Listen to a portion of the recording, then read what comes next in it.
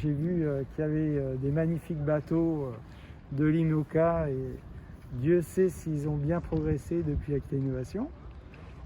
Et puis je m'intéresse aussi beaucoup à eux puisque j'ai développé une aile de kite, le Liberty Kite, qui peut les aider en cas de dématage à relier un port.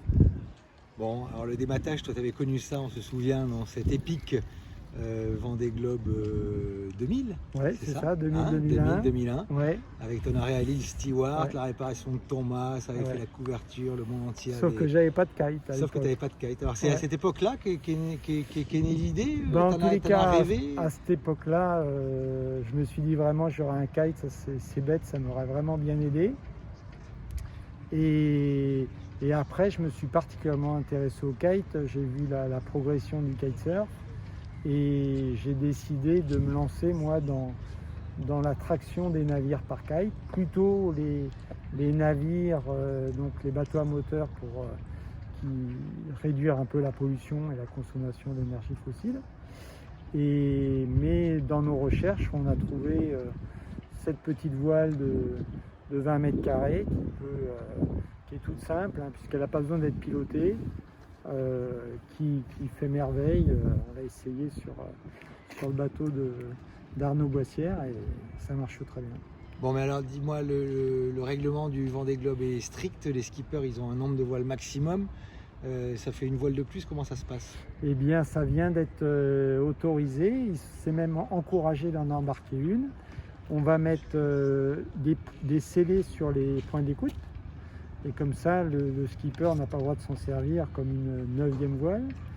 Et donc, au contraire, c'est une bonne nouvelle pour eux parce que c'est vrai qu'avec les nouveaux gréements, ça serait pas possible de faire ce que j'ai fait.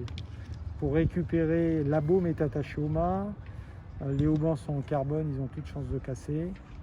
Donc ça peut vraiment être utile en cas de dématage. Alors tu nous as dit qu'elle faisait 20 mètres carrés cette voile, elle a 2 points d'écoute. Explique-nous, même pour les béotiens, on va dire un peu comment techniquement ça fonctionne, comment tu peux tracter un IMOCA qui pèse quand même 7 ou 8 tonnes avec une petite voile de 20 mètres carrés. Alors faut pas s'imaginer qu'on va les tracter comme quand on les voit marcher à 30 nœuds, mais vous savez qu'un bateau, il faut une très petite force pour le faire avancer à basse vitesse. Et donc le vent, c'est quand même une énergie hyper dense.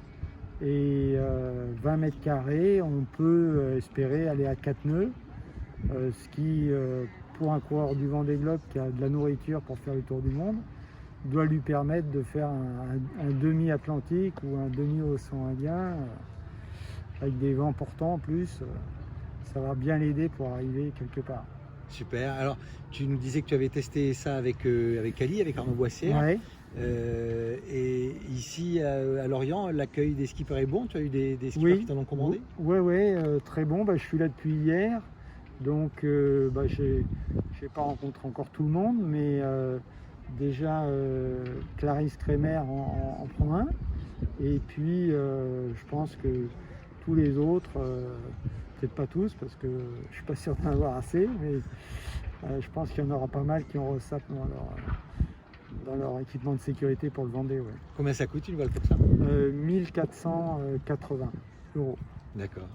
Bon, c'est pas un gros budget pour rapporter un IMOCA, même pas de dernière génération. Non.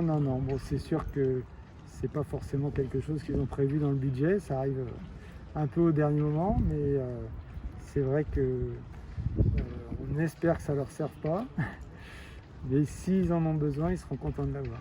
Bon, bah écoute, ça permet aussi, j'imagine, toi, de te ressourcer dans ce milieu que tu as bien connu. Toi, tu avais été très novateur en ton temps avec effectivement Aquitaine Innovation, avec son gréement de tonnier, un bateau hyper léger, très aérien en son temps, même si on ne volait pas encore. Moi je me souviens dans nos discussions que parfois tu te plaignais un peu ou tu regrettais que les bateaux aillent toujours vers plus de puissance après que tu as arrêté l'IMOCA. Quand tu les vois aujourd'hui avec cette capacité à se sustenter, ces vitesses, ça t'exprime quoi? Je trouve ça assez extraordinaire.